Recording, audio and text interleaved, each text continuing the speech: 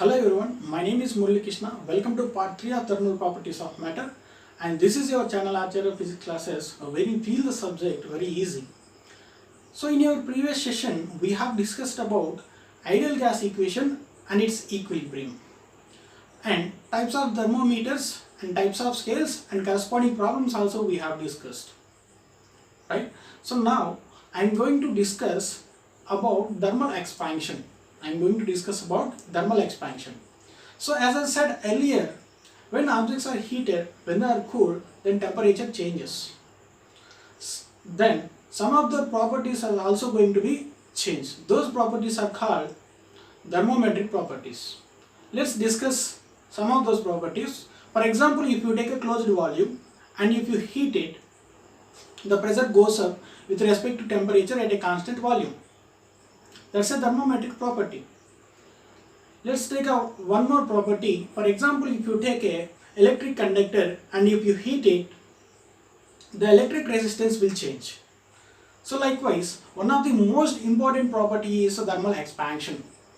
Actually, where this thermal expansion comes from? I hope you'll understand this thermal expansion based on this potential energy curve.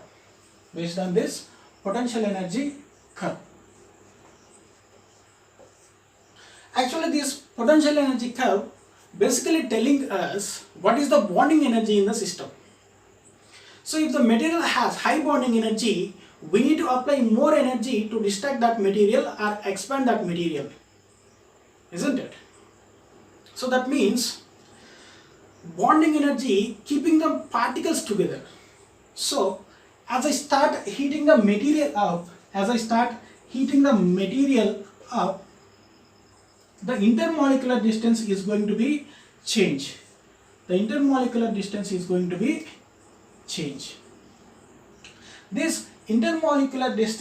increase in distance responsible for thermal expansion. And one more thing you need to remember in this situation, and this depth of the potential energy well indicates the strength of the bonding energy.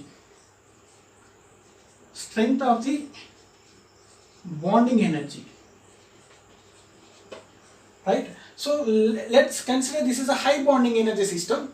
For a high bonding energy system, high bonding energy system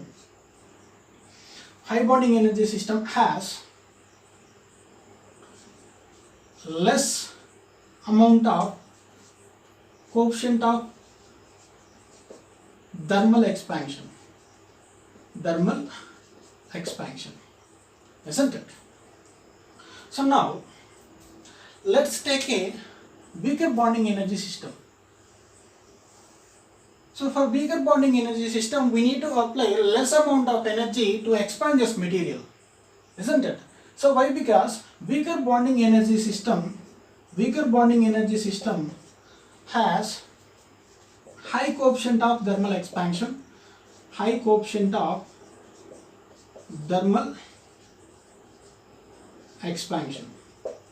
isn't it?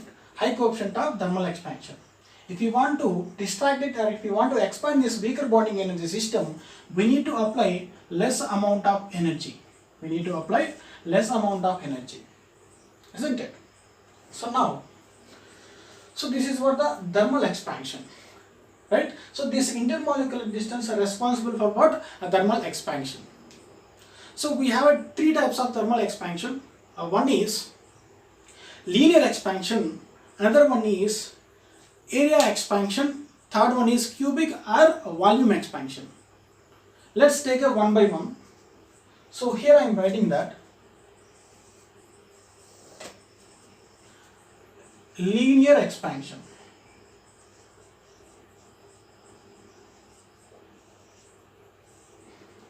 For example, if you take a rod like this and the length of this rod is L, and if you heat it, the rod will expand. The change in length is delta L you can take. So now, so here delta L is directly proportional to initial length of the rod, and delta L is directly proportional to change in temperature in the rod, right? So now both together we can write delta L is directly proportional to L delta T, and the proportionality constant delta L is equals to L, proportionality constant is alpha delta T. So this alpha is known as coefficient of linear expansion. This alpha is known as coefficient of linear expansion. Coefficient of linear expansion, isn't it? So now this is a change in length. So that means, so that is L dash minus L is equals to L alpha delta T. So based on this we can write L dash is equals to final length is equals to, so that is L into 1 plus alpha delta T, isn't it? So this is about a linear expansion. Let's take a area expansion. So let's take a two-dimensional object. So here I am taking a two-dimensional object. For example, if you heat it, so the area is going to be changed. The area is going to be changed like this. So area of this one is A, and change in area is a delta A, right? So here, so delta A is directly proportional to area. Delta A is directly proportional to area, and now, so that is a change in area is directly proportional to change in temperature, and both together we can write delta A is equals to beta A delta T, beta A delta T, and this is beta is known as coefficient of beta is known as coefficient of aerial thermal expansion. Coefficient of area thermal expansion. So now, so here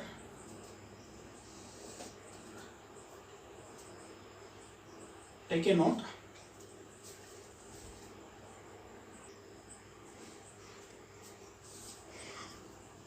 And now, so from this situation we can write, so that is a final area of the final area is A dash, and now A dash is equals to, I can write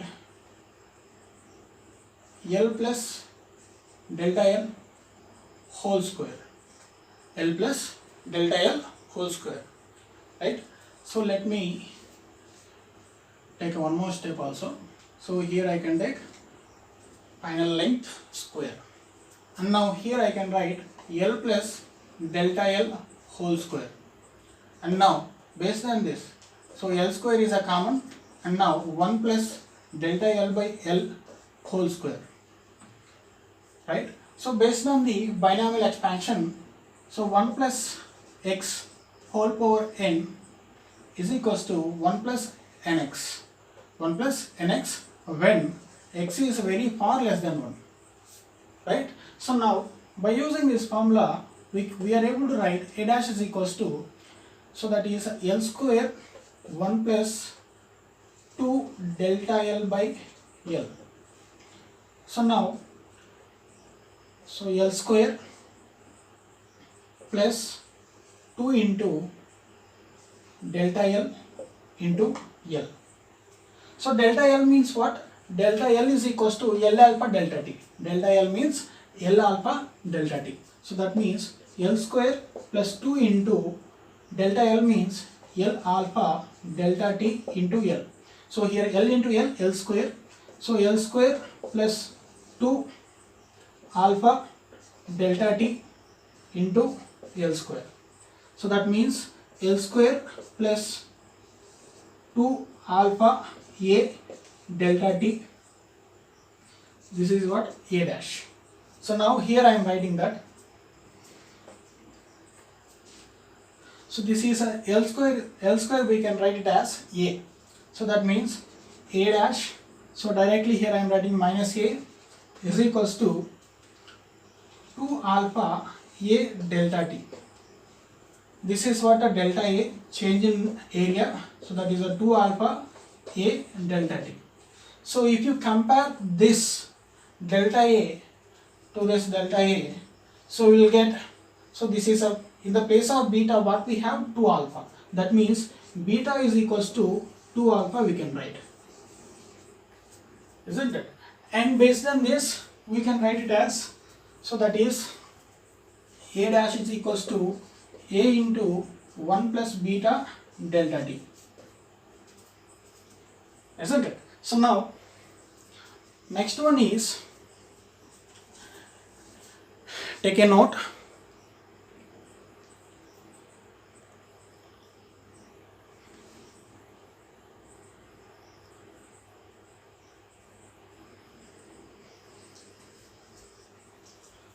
Next one is volume expansion.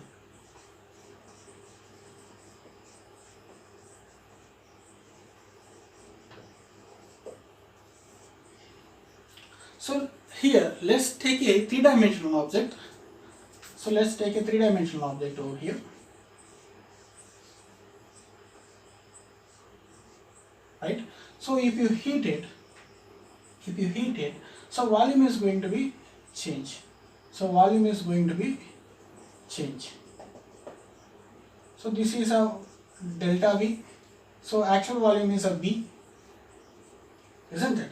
So this is a dV is directly proportional to, dV is directly proportional to V, and dV is directly proportional to delta T, and based on this we can write delta V is directly proportional to V delta T, and the proportionality constant is gamma. So that is a V gamma delta T.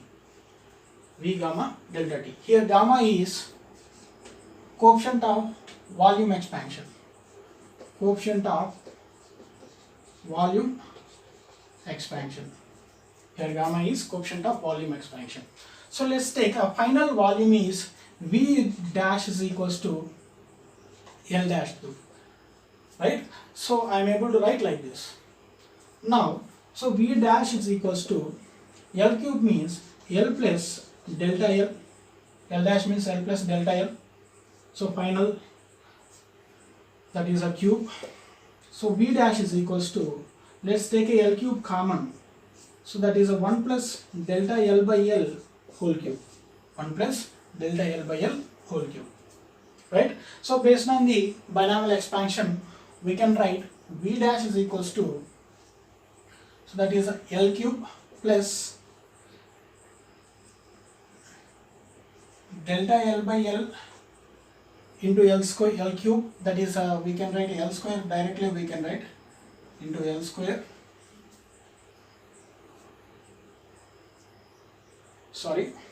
wait a minute.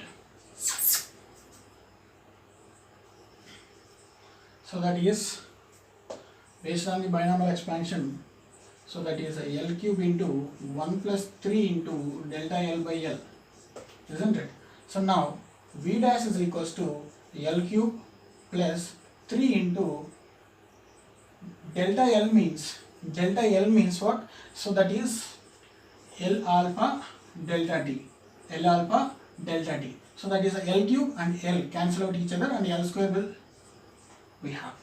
L square we have. So that means, so here L into L square, that is a V we can write.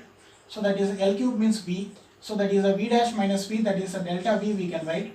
Delta V is equals to, so that is a 3. L alpha delta T means that is alpha. So that is a 3 into alpha. So L into L square means that is a V delta T. Right? So you just compare this delta V with this delta V. So then we will get, so gamma is equals to gamma is equals to 3 alpha, right? So finally we can say that the ratio between alpha, beta, gamma is alpha is to beta is to gamma is 1 is to 2 is to 3. Why? Because so beta is equals to 2 alpha and gamma is equals to 3 alpha. Right. In our next session, we will discuss about applications of thermal expansion. Right. So all of you, good morning, good afternoon, and good night. Signing off.